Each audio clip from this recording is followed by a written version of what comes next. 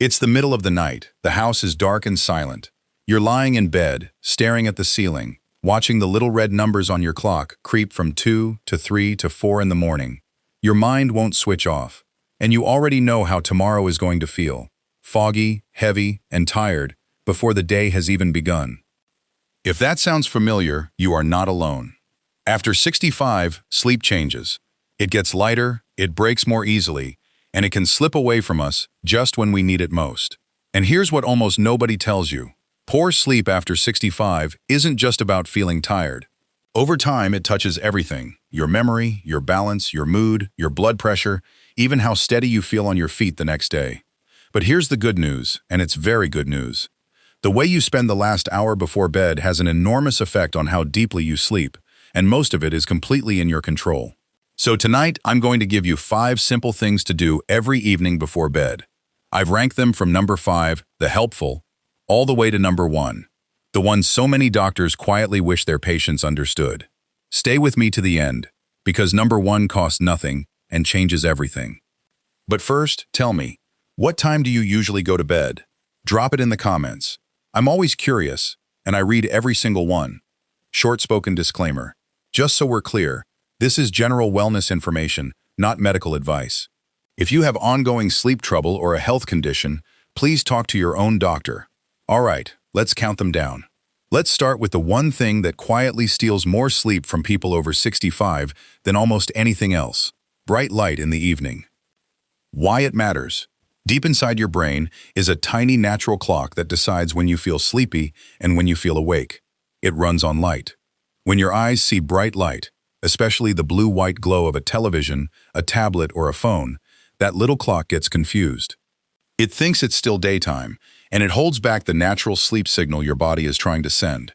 So you lie down, but your brain simply isn't ready.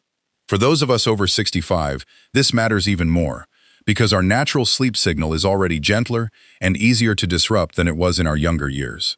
A too bright living room in the evening can be enough to keep you tossing and turning for an extra hour. What to do? About an hour before bed, start winding the light down. Turn off the big overhead lights and switch to a single soft lamp. Lower the brightness on the television, or better yet, turn it off and listen to some calm music or the radio instead.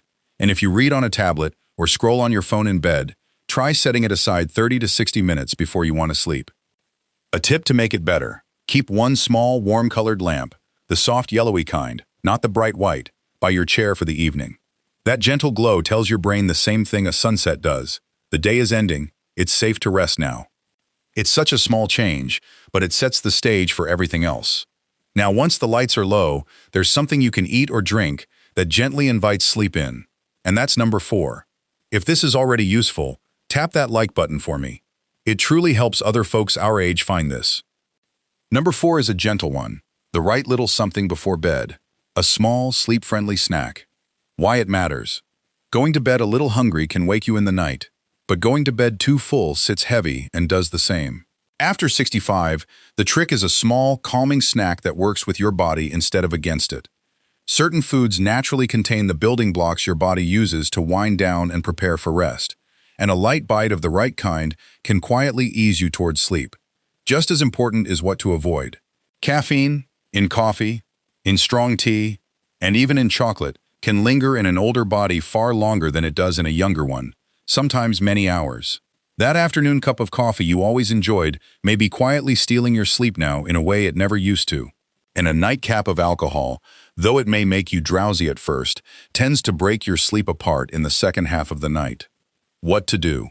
If you want a light snack, keep it small and simple. A few plain almonds, a small banana, a little warm milk, or a small bowl of plain yogurt are all gentle, sleep-friendly choices. Have it about an hour before bed, not right as your head hits the pillow. A tip to make it better: try to enjoy your last cup of coffee or strong tea before early afternoon, and switch to caffeine-free herbal options in the evening, something warm and soothing like chamomile. Hold it in your hands, sip it slowly, and let it become a signal to your whole body that the day is done. So we've dimmed the lights and calmed the body from the inside. But there's a common nighttime problem for people over 65 that snacks won't fix, and number 3 tackles it head-on. Number 3 is about something almost every person over 65 knows too well: waking up again and again to use the bathroom. And the secret isn't drinking less, it's drinking smarter. Why it matters. Here's the trap so many of us fall into. We wake up 2, 3, 4 times a night to use the bathroom, so we decide to just stop drinking water in the evening altogether. But that can backfire.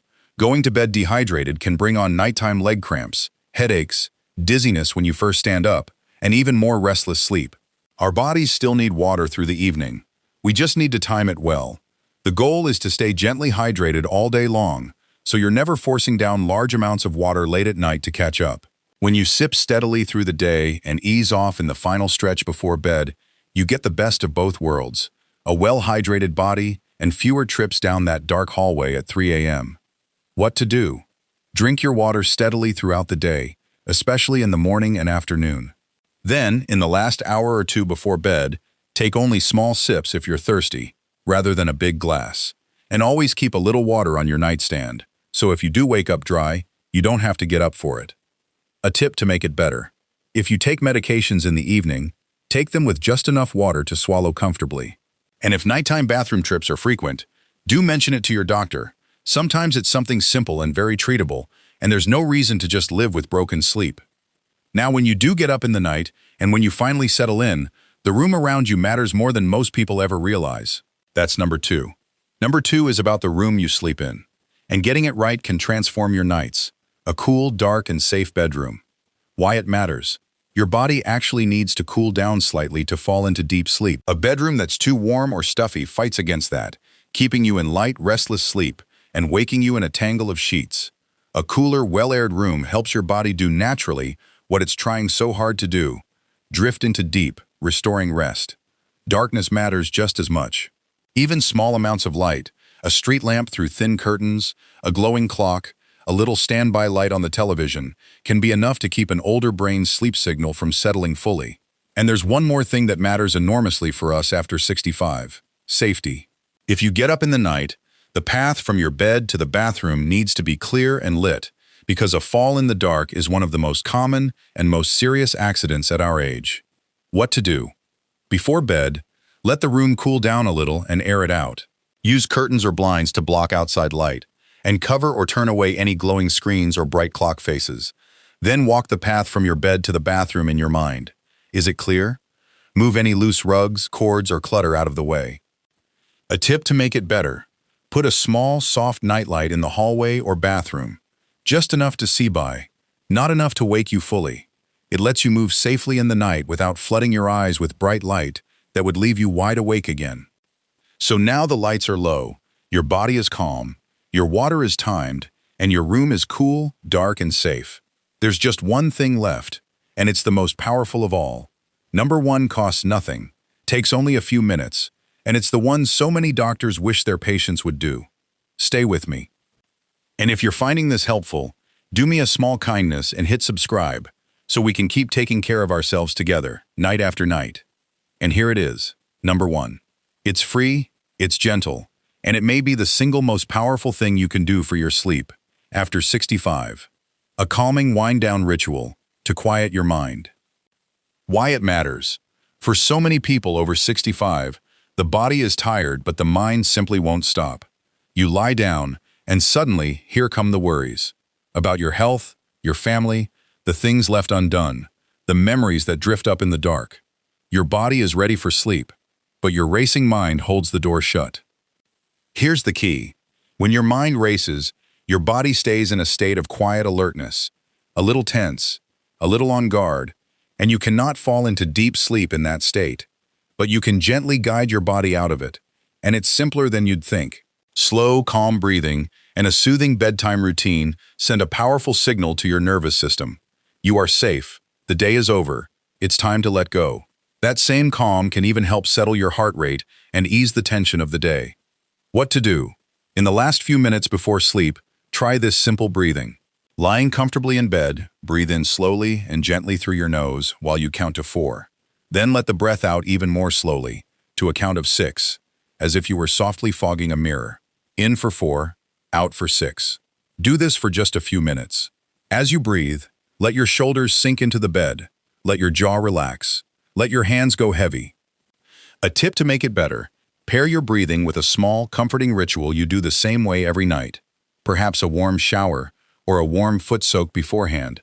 Then, as you lie down, quietly bringing to mind 3 simple things from your day that you're grateful for. It doesn't have to be grand: a warm meal, a kind voice on the phone, the sun through the window. Ending the day on gratitude instead of worry is one of the gentlest gifts you can give yourself, and your sleep will show it. So there you have it. 5 simple things to do every night before bed after 65. And not one of them is complicated or costs a thing. Let's run through them one more time. Number 5. Dim the lights and put the screens away an hour before bed. Number 4. A small, sleep-friendly snack and ease off caffeine well before evening. Number 3. Get your hydration timing right. Steady through the day, gentle before bed. Number 2. Make your bedroom cool, dark, and safe. And number 1. Quiet your mind with slow breathing and a calming wind-down ritual. You don't have to do all 5 perfectly tonight. Just pick one. Maybe dimming the lights, maybe those slow breaths. And start there this evening. Then add another tomorrow. Little by little, night by night, you can teach your body to rest deeply again. Better sleep isn't out of reach after 65. Very often, it's just a few gentle habits away. Now I'd love to hear from you. Which one are you going to try tonight? And be honest. Did you already know about number 1? Let me know down in the comments. I read every single one. If this helped you, give it a like so more people our age can find it. And subscribe so we can keep taking care of ourselves together. Sleep well tonight, and I'll see you in the next one.